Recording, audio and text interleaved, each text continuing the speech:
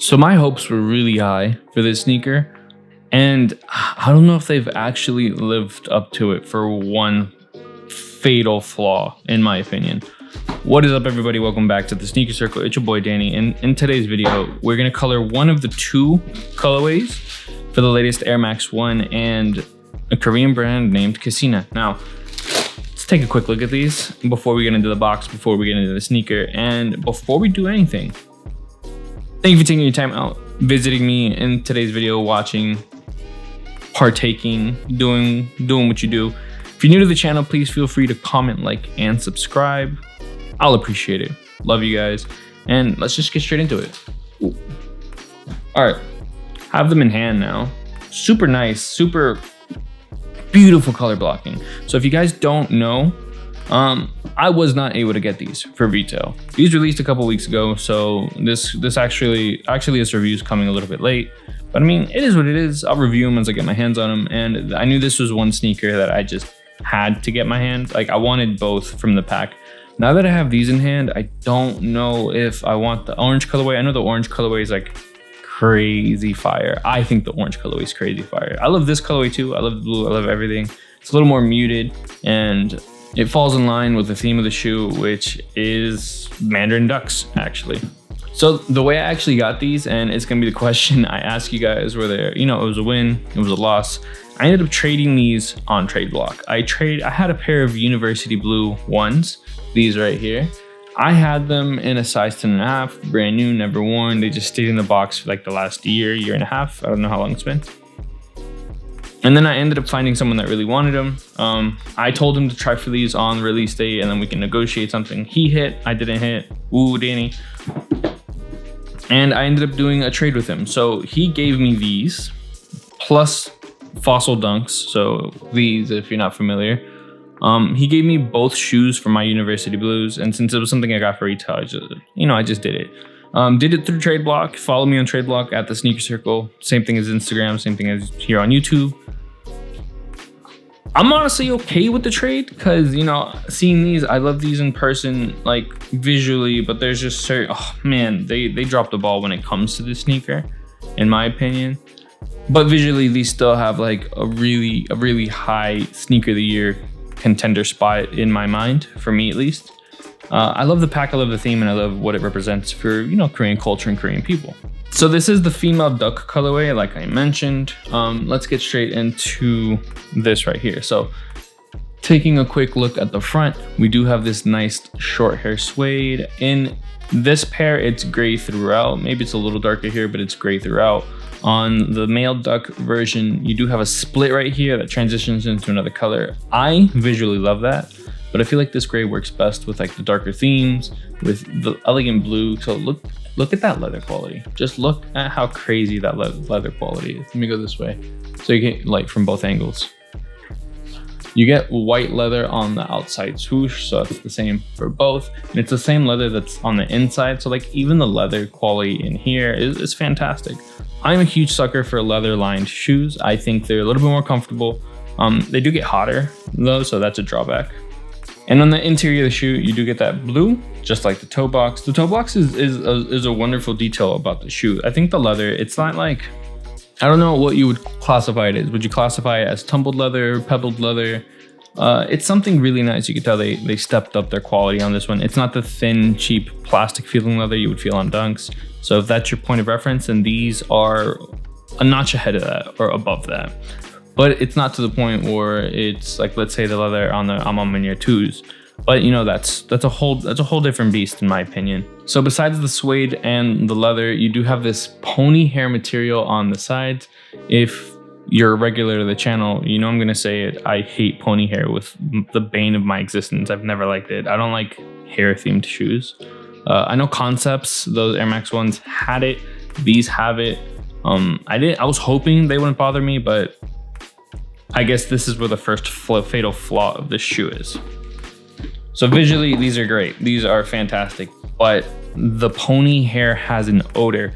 It stinks. I dislike it so much. I opened the box. it was so bad that I was able to smell the pony hair, or it's cowhide. It's cowhide with fur. It has a sticker on the sole that says that, so it's not even real pony hair, which I don't think you could use actually, or you can. I don't know. But it is cow fur, and it smells like a mixture of paint thinner and manure. It's disgusting. I was so disappointed opening this shoebox yesterday and just getting, it was so bad. It wasn't even this shoebox. I opened the box where both sneakers, so my Fossil Dunks and these.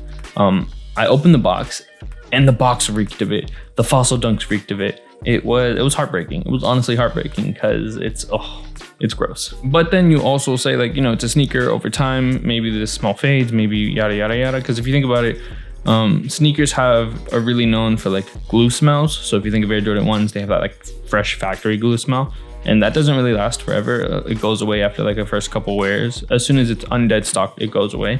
So that's what I'm kind of hoping with these. I'm not going to sell them. I'm not going to get rid of them. I love the shoe. I love the color too much to do that.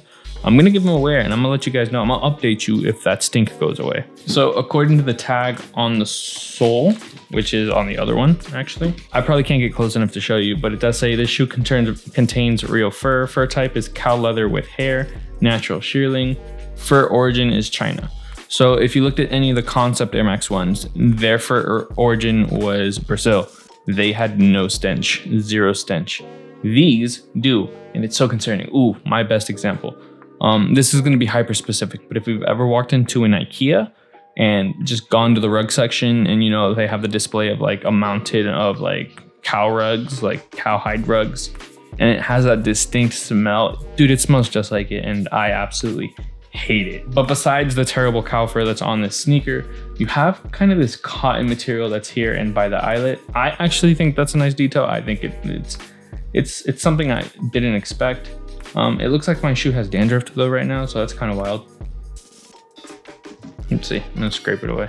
Yeah, but this little like felt material, it's really nice. It's not what I would traditionally like.